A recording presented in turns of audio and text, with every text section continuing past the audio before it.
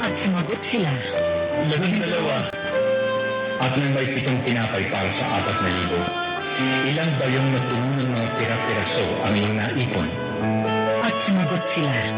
Ito, At sinabi ni Jesus, hindi pa ba ninyo nauunawaan?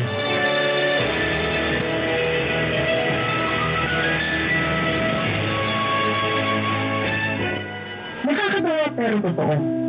Kahit katatapos lang ng 2 himala ng pagpaparami ng tinapay, nang aalala pa rin ang mga alagad.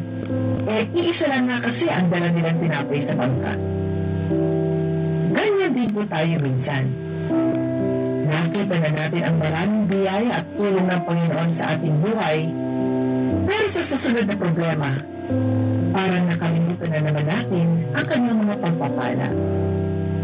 Dinalaan sila ni Jesus tungkol sa pampaalsa ng mga Pariseo at ni Herodes.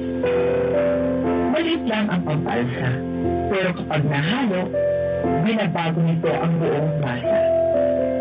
Hindi tungkol sa tinapay ang dadala ni Jesus, kundi sa paraan ng pag-iisip. Pag-iisip na puno ng takot, pagmamataas, pagkukunwari, at pagkapit sa kapangyarihan at seguridad sa mundo. Kapag pinapasok ito, dahan-dahan itong mawawasakin ang ating pananampalataya. Abala ang mga alagad sa kakulangan. Wala kasi tayong dalang tinapay Hindi ba't ganyan din tayo? Kapag may problema sa pera, kalusugan, relasyon, nakatuon tayo agad sa kung ano ang kulang, hindi sa kung sino ang kasama natin. Kaya, tinanong sila ni Jesus, hindi pa ba kayo nakakaintindi? Hindi pa ba ninyo naaalala? Hindi kakulangan ng tinapay ang problema, kundi kakulangan ng pag-aalala. Kapag nakakalimot tayo sa kabutihan ng Diyos, mabilis tayong panghihinaan ng loob. Kapag hindi natin binabalikan ang mabiyayang natanggap natin, madaling manaig ang takot sa panalig. Subukan mo kung kaya mong bilangin ang lahat ng pagpapala ng Panginoon sa iyong buhay, 10 ng iyong pamilya. Sanayin mo ang alaala na balikan ang mga panahong iniingatan niya tayo, pinagbibigyan at inaalagaan, kahit kulang ang ating dala, kahit nakakalimot tayong magpasalamat.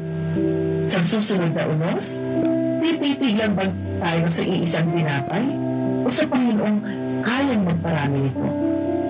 Mga kapanalig, Ash Wednesday o Miyerkules na ng Abo bukas, simula ng paglalakbay sa panahon ng Kwaresma. Kasama natin si Jesus sa lahat ng oras. Manalig, mananampalataya. Kay Jesus, walang dapat ipanampas.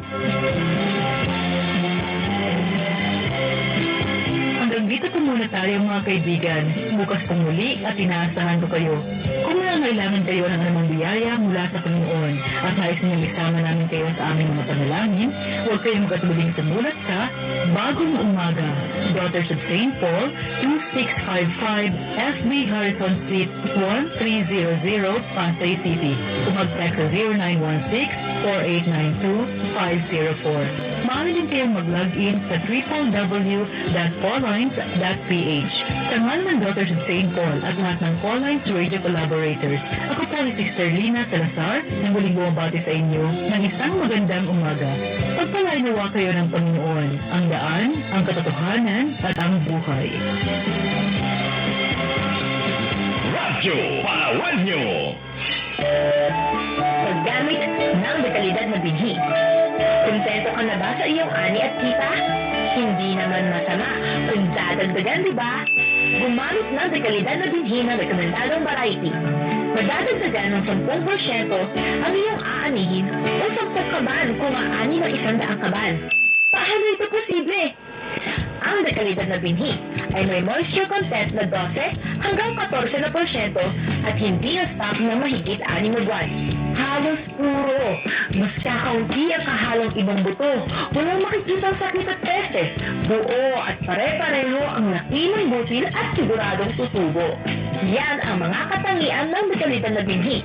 Para sa detalye, kontakin ang Tunay Sex Center 0917-111-7423.